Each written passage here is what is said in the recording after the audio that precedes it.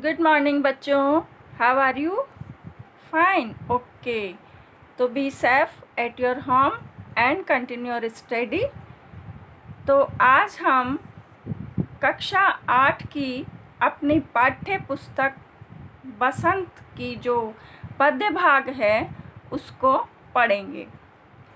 बसंत का हमारी पाठ्य पुस्तक है जो कि आपके बोर्ड में भी इसी में से क्वेश्चन आंसर्स आएंगे और पेपर बन के आएगा। तो उसी को हम सबसे पहले रीड कर रहे हैं आज। और बसंत पाठ्य पुस्तक के पद्य भाग की पहली कविता हमारी पाठ्य पुस्तक में सम्मिलित की गई है, जिसका कि नाम है ध्वनि। ध्वनि का अर्थ आप समझते हैं क्या होता है? ध्वनि का अर्थ होता है आवाज़, किसी कवि की गूंज या आवाज़ जो अपने कवि हृदय से निकल कर के और कलमबद्ध होती है। वो आवाज़ यहाँ पर संकलित की गई है आपकी पाठ्य पुस्तक में। और इस कविता के कवि हैं सूर्यकांत त्रिपाठी निराला। आप पहले भी इनकी कई कविताएं पढ़ चुके हैं और ये कक्षा 8 की पाठ्य पुस्तक में भी इन्होंने अपनी ये कविता हमारे सामने पेश की है। तो ये कविता बसंत में संकलित है और इस कविता के माध्यम से कवि हमसे ये कहना चाहता है कि हमारे जीवन में बहुत से ऐसे लोग होते हैं जो हमारी आलोचनाएं करते हैं।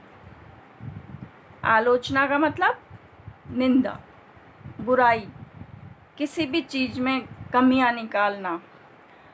तो कवि भी इसी तरह की परिस्थितियों से निकला हुआ है और कई आलोचक उनके भी जीवन में आए। काव्य के जीवन में जितने भी उन्होंने कविताएं या जो भी अपने निबंध संग्रह आदि लिखे हैं, बहुत अच्छे कवि रहे हैं ये आधुनिक काल के। तो इन्होंने यहाँ पर अपनी कविता संकलित की है और ये समझाने के लिए की है सभी युवाओं को कि कभी भी जीवन में कोई ऐसा क्षण आए जिसमें आपको हताश होना पड़े या निराशा आपके सामने आए, असफलताएं आपके जीवन में आए और आपको आगे बढ़ने से रोके, तो आपको कभी निराश नहीं होना चाहिए। बहुत से आलोचक आएंगे आपके समक्ष, आपको आगे बढ़ने से, आपके भविष्य को निखारने से बाधा बनेंगे भविष्य निखारने में, तो उनको कभी ध्यान नहीं देना चाहिए। बल्कि क्या करना चाहिए? देश की युवा पीढ़ी को आगे बढ़ने का प्रयास करना चाहिए और अन्य युवाओं को जागृत करने का प्रयास करना चाहिए। तो कवि अपनी इस कविता के माध्यम से ऐसे लोगों को करारा जवाब देता है जो दूसरों की आलोचनाएं करते हैं। तो ठीक है, आगे हम इस कविता को प्रारंभ करते हैं। देखिए, बहुत ही सुंदर हिंदी भाषा की कविता है। अभी न होगा मेरा अंत, अभी अभी ही तो आया है मेरे वन में मृदुल बसंत। अभी न होगा मेरा अंत, हरे हरे ये पात, डालियाँ कलियाँ कोमल गात, मैं ही अपना स्वप्न मृदुल कर फेरूंगा निद्रित कलियों पर, जगा एक प्रत्युष मनोहर। तो कवि इस कविता को प्रस्तुत करते हुए कहता है, बड़े आत्मविश्वास के साथ कहता है अपने आलोचकों से कि अभी न होगा मेरा अंत, अभी मेरा अंत नहीं हुआ है। क्योंकि कवि का कवित्व बहुत प्रभावशाली होता है। कलम के माध्यम से वो सब कुछ लिख सकता है, समाज को बदल सकता है। तो कवि ने काफ़ी प्रभावशाली कविताएं लिखी है, लेख लिखे हैं। तो वो आलोचकों से कहता है कि अभी उनका कवि जीवन समाप्त नहीं हुआ है, अभी अभी ही तो आया है मेरे वन में मृदुल बसंत। जिस प्रकार वसंत ऋतु जब आती है वन में, तो चारों ओर हरियाली फैल जाती है, फूलों टहनियों पर कलियां खिल उठती है, आता है ना, जब बसंत आता है तो बहुत खुशनुमा माहौल हो जाता है वातावरण का।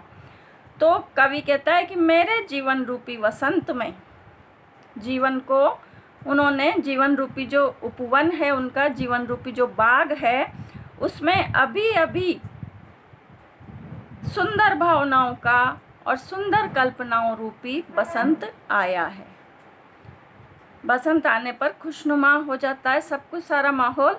उसी तरह से कवि के जीवन में अभी अभी सुंदर बसंत आया है और नई कल्पनाओं ने जन्म लिया है, नई भावनाओं ने उनके मन में जन्म लिया है, और वो भावनाएं और वो कल्पनाएं कवि की कविता के रूप में प्रस्फुटित होने वाली है।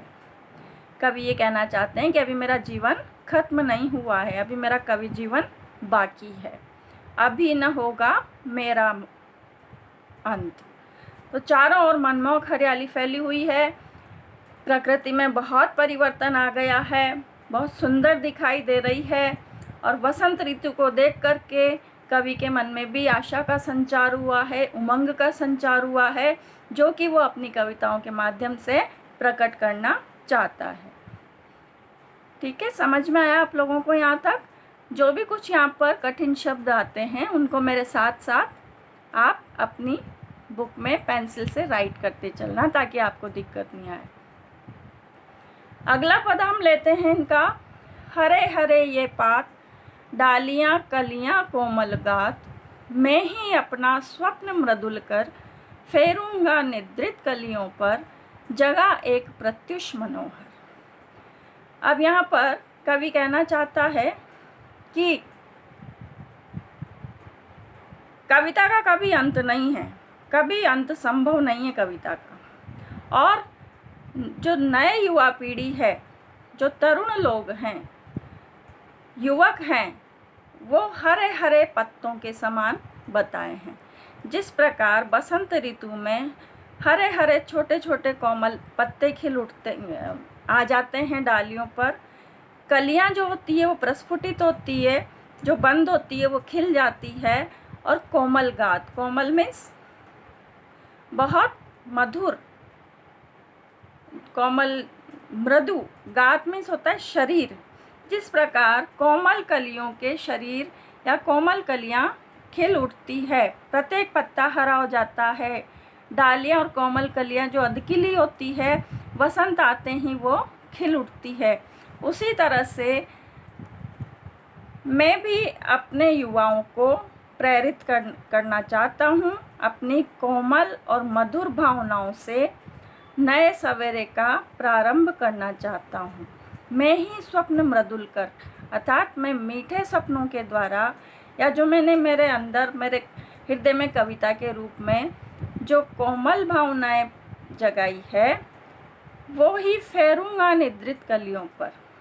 जिस प्रकार से निद्रित कलियां हैं, अधखिली कलियां हैं, उन पर अपनी भावनाओं का हाथ फेरूंगा ताकि वो खिल उठे। अर्थात अपनी कविताओं के माध्यम से मैं जो निद्रित युवा है, जो आलस्य में भरा हुआ है, जो अपने भविष्य के बारे में नहीं सोच रहा है, उन युवाओं को जगाऊंगा अपने कविता के माध्यम से। उन युवाओं में उत्साह का संचार करूंगा, आलस्य से जगाकर उन्हें सही मार्ग पर लाने का प्रयास करूंगा। जगह एक प्रत्युष मनोहर, जिससे कि एक नया सवेरा आ सके, अर्थात एक नई आशा युवाओं के अंदर परिपूर्ण भविष्य के निर्माण के लिए पैदा करूँगा, जिससे वो अपने सुपथ पर अग्रसर हो सके, अपने भविष्य का निर्माण कर सके। तो कहने का मतलब ये है कि जितनी भी युवा पीढ़ी है जो कि हताश और निराश हो गई है, कवि उन सभी के जीवन में नई आशा का संचार करना चाहता है, उत्साह का संचार करना चाहता है, और साथ ही ये संदेश भी देना चाहता है कि कभी भी अपने आलोचकों पर ध्यान नहीं देना चाहिए, आप अपने कर्मपथ पर अग्रसर होते रहें। ठीक है, अब हम अगला पद लेते हैं।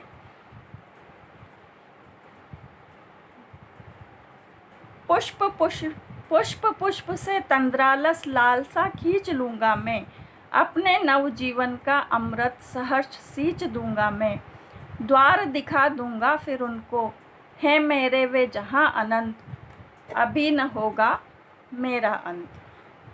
अब दूसरे पद में कवि ये कहता है कि पुष्प पुष्प से, अर्थात हर एक युवा से, तंद्रालस जो आलस से छाया हुआ है, आलस्य की जो लालसा है, आलस्य की जो भावना है, उसको मैं खींच लूँगा, अर्थात समाप्त कर दूँगा। किस प्रकार से समाप्त करूँगा? अपने कवि हृदय से, अपनी कविताओं के माध्यम से। अपने नवजीवन का अमृत सहर्ष सींच दूँगा। जो मैंने नया जीवन पाया है, अर्थात जो मेरी कविताएं मैं अपनी भावनाओं के रूप में युवाओं को सुनाऊंगा या लिखूंगा, उनसे समस्त युवा पीढ़ी में अमृत को सींच दूंगा, अर्थात अमृत पैदा कर दूंगा, सुधा रस का संचार कर दूंगा। द्वार दिखा दूंगा फिर उनको, हे मेरे वे जहाँ अनंत, और मैं उन्हें उनके भविष्य का द्वार दिखला दूंगा। अर्थात आपको भविष्य में क्या करना है? अपने कर्म पथ पर आगे बढ़ते रहना है।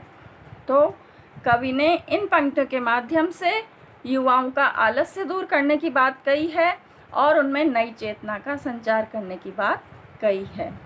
कवि कहता है, एक बार फिर हम इसको रिपीट करते हैं।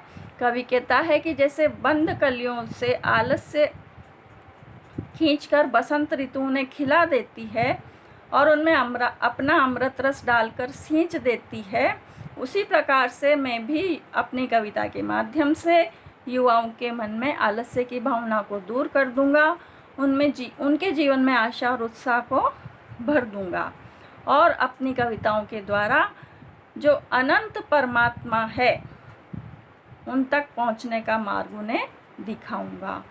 और कवि को पूरा विश्वास है कि अभी बहुत समय तक वो अपनी रचनाओं के माध्यम से समस्त जगत का मार्गदर्शन करता रहेगा। तो इस पद में भी कवि युवाओं को मार्गदर्शन करने की बात कह रहा है।